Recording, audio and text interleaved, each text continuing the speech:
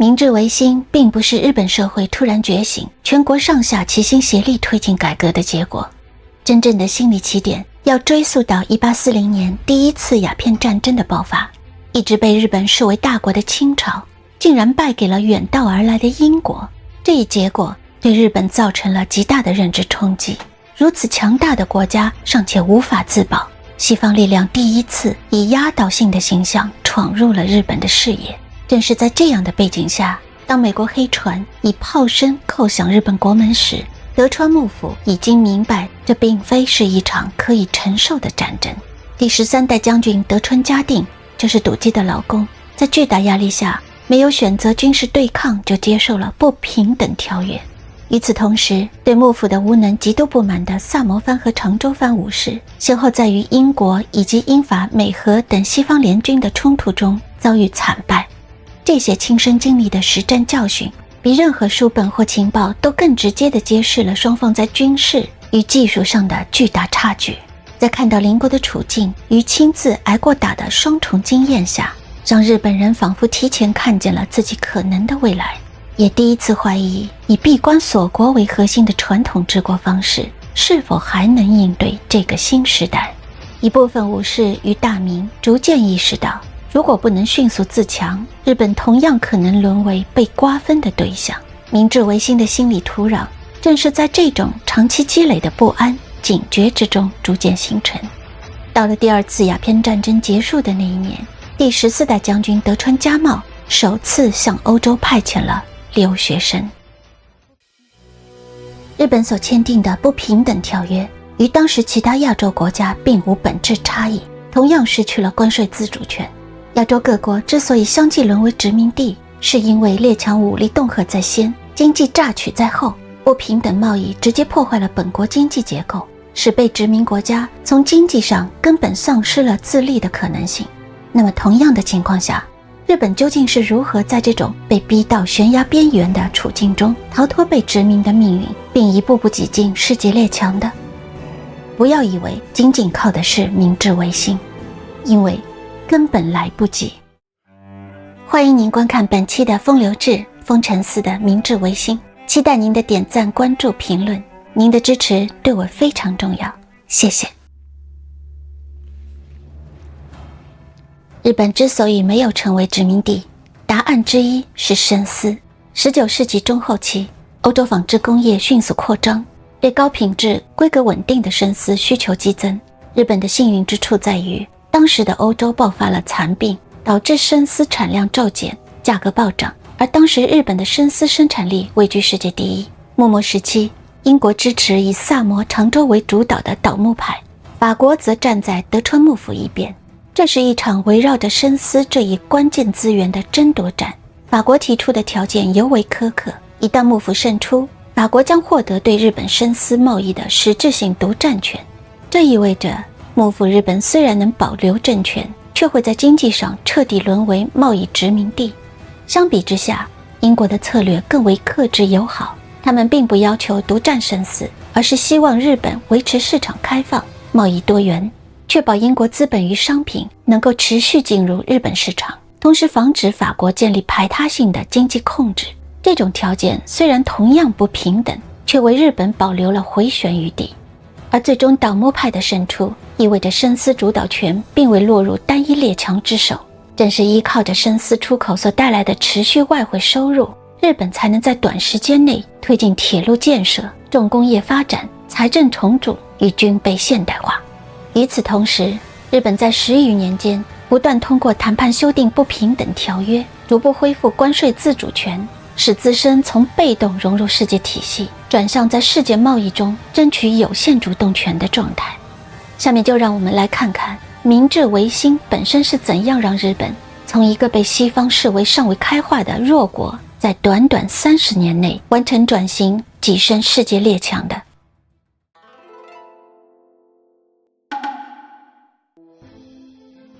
明治政府刚成立时，面临的第一个致命问题不是如何改革，而是没钱。幕府末期，军费、给西方的赔款和内乱掏空了所有财政，明治政府几乎是从废墟中起步。另一方面，铁路要修，近代工厂要办，新式军队要养，西方的制度与技术要学，每一项都需要大量的钱。明治元年，政府财政支出约3000万日元，而税收只有360万，余下的近80%财政缺口只能依靠借贷与临时性的货币发行勉强维持。正是在这样的背景下，大卫仲信进入了明治政府的财政中枢。在此之前，农民缴税用的是大米，大米的俸禄也是按石膏计算，缴纳过程繁杂缓慢，数量也不稳定。为迅速获得流动资金，大卫仲信大量发行纸币，踏征关札等各种形式的纸币迅速流入社会。同时，政府开始了地税制度，从按收成缴纳大米过渡到以土地私有化为前提，按固定金额用货币缴纳的制度。短期来看，这一系列措施确实起到了救命作用。如果没有这些纸币与货币化税收，明治政府很有可能在制度改革全面展开之前，就已经因财政枯竭而难以为继。但问题也同步出现，这些纸币并没有充足的金银储备作为后盾，不但中央发，地方也跟着发，货币数量失控，通货膨胀随之而来，农民用不断贬值的货币缴税，实际负担更加沉重，白银反而被大量囤藏了起来。各地民众不断上访要求减税，但财政极度匮乏，又急于摆脱被殖民风险的明治政府几乎没有时间进行修身养息，只能采取强硬手段镇压抗税行为。当时的农民都觉得许多无法生存的好人都被捕入狱。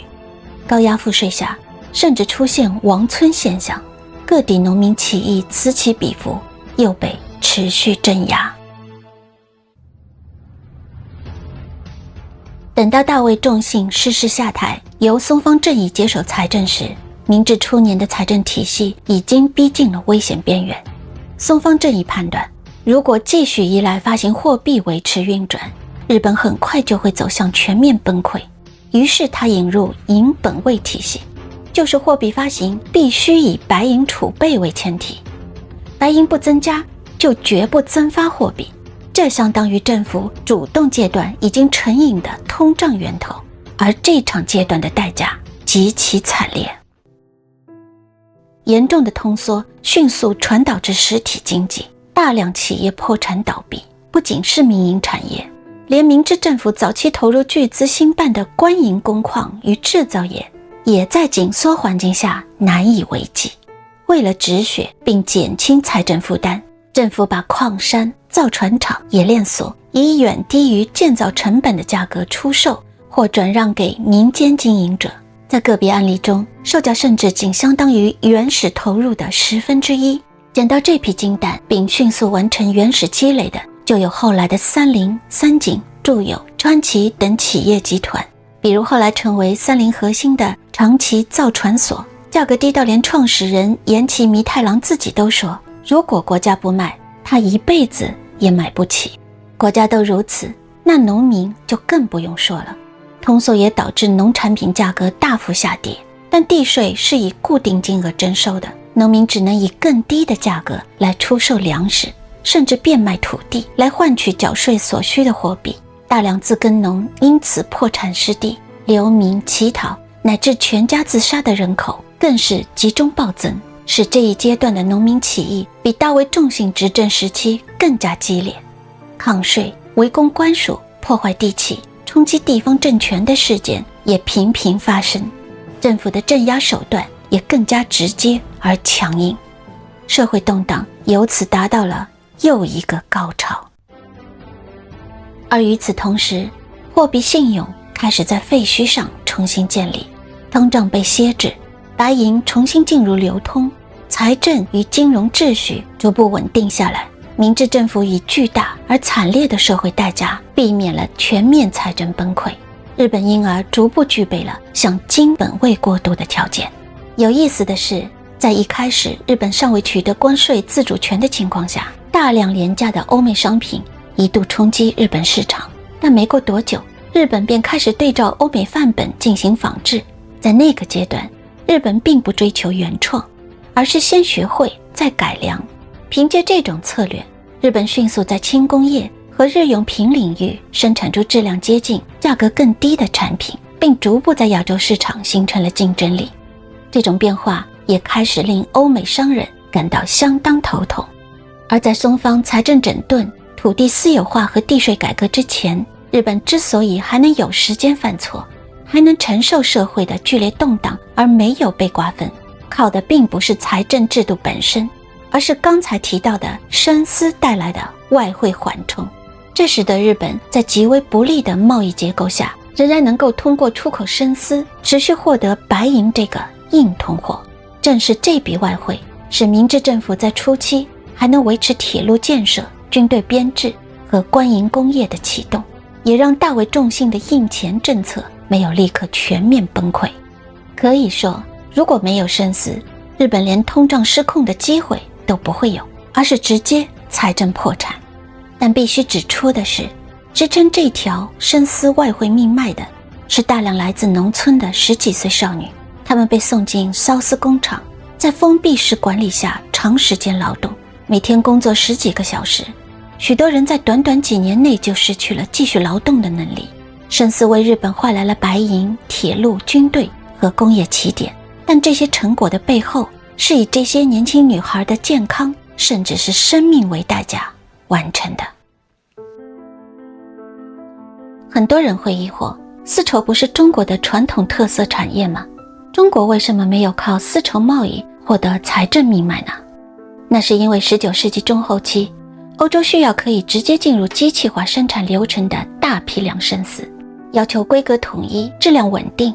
而幕到明治初期，日本在政府与商人的推动下，缫丝流程和质量标准进行了集中改良，使深丝能够以较高标准进入欧洲市场，并形成了品牌效应。而中国的深丝生产则更多分散在地方与家庭作坊之间，大量供给国内消费，少量出口的深丝在品质和规格上给欧洲的口碑参差不齐，难以和日本那种国家层面的对外贸易战略抗衡。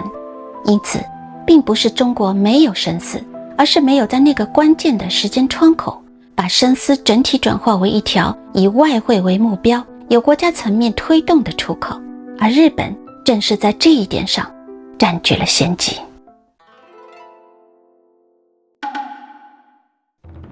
1871年，以常州出身者为主的岩仓使节团成型。使节团规模空前，全团历时近2年，遍访欧洲12个国家，是日本首次系统性接触近代西方世界的国家级出访。他们最初的目标是修改日本与欧洲列强签订的不平等条约，但一方面，使节团对近代外交礼仪、谈判节奏与国际规则毫不熟悉；另一方面，由于缺乏对近代金融体系的认知，使节团将公款及部分成员私款存入了一家随后破产的银行，造成折合今日数百万美元的资金损失，暴露出日本在当时金融运作上的经验不足。因此，尽管使节团在欧洲各国受到了隆重接待，也频繁与政要会面，但在列强眼中，日本依然被视为制度与实力尚未成熟的弱国，不平等条约的修改最终未能实现。但真正重要的收获并不在外交桌上。通过对欧洲各国的实地考察，使节团清醒地意识到，日本与列强之间各方面都存在着代际层面的落后，并不具备平等谈判的资格。这一认知直接改变了明治政府此后的国家路线。回国之后，日本不再把修约作为短期外交目标，而是明确确立了先富国强兵后外交的战略方向。但岩仓使节团的负面影响同样不可忽视。长达2年的外游，使国家最高决策层有一半长期离境，改革在一段时间内缺乏统一协调。同时，使节团成员被西方社会的文明程度强烈震撼，使他们在回国后的部分政策明显超出了社会承受能力，加剧了国内的不安与反弹。由于岩仓使节团出访欧美的行程被严重滞后，日本国内并没有停下来等待结果，而是由萨摩出身者为核心的留守政府几乎独自承担起了治国责任。尽管留守政府与使节团事先已有默契，在使节团外访期间，尽量避免进行重大的政局与人事重组，但现实并未给改革留下等待的余地。萨摩并不是普通地方，它长期保持高度军事化，是幕末的日本武力最强、财政动员能力最突出的地区之一。这个由萨摩系人物主导的留守政府，面对财政与社会千钧一发时，选择了一条极其激进的道路，以国家存续为优先，强行推进了一系列不可逆的政治改革。废藩置县、迁都东京、四民平等、改用公吏、征兵令、学制改革、地税改革，都集中在明治初期短短数年内接连落地。对当时的民众而言，这种变化就像一天一个炸雷，几乎没有任何适应和缓冲的空间。但也正是从这种剧烈而痛苦的震荡中，日本从制度层面彻底告别了封建时代。从结果来看，留守政府完成的是国家结构层面的硬改造。日本现代化国家的雏形并不是在社会共识充分形成后慢慢出现的，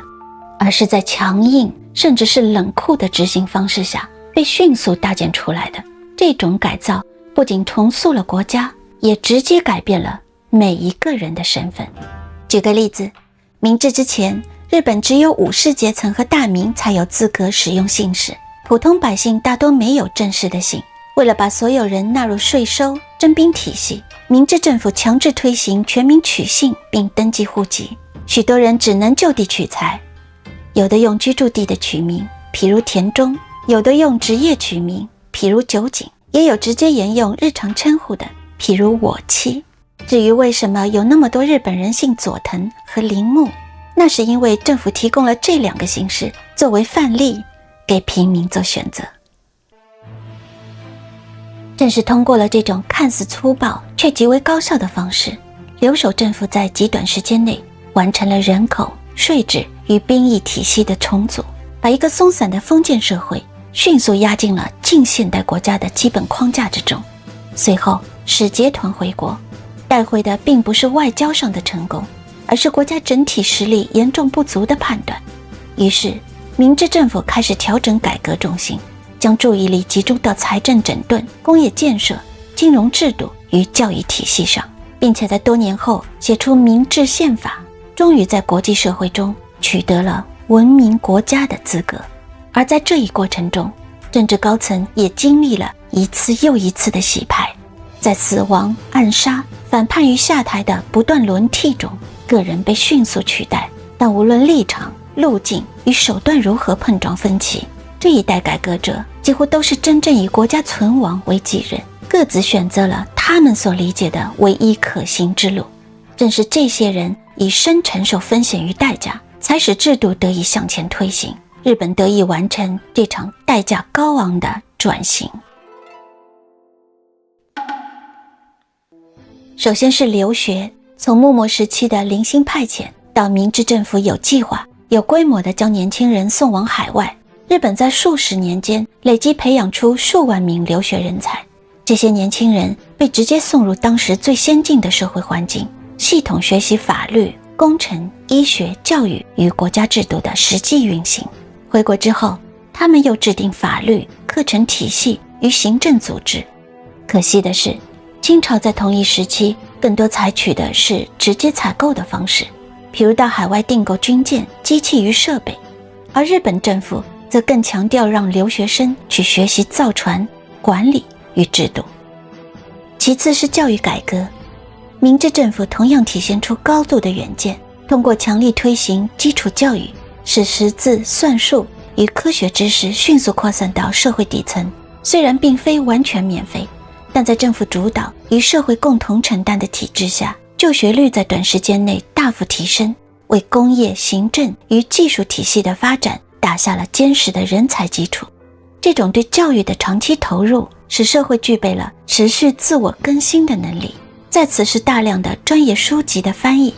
这也是一项极其了不起的文化工程。面对前所未有的知识体系，由政府出资，日本学者以极快的速度将大量西方著作引入本土，并主要通过汉字构词与片假名音译建立起了一套全新的近代词汇体系，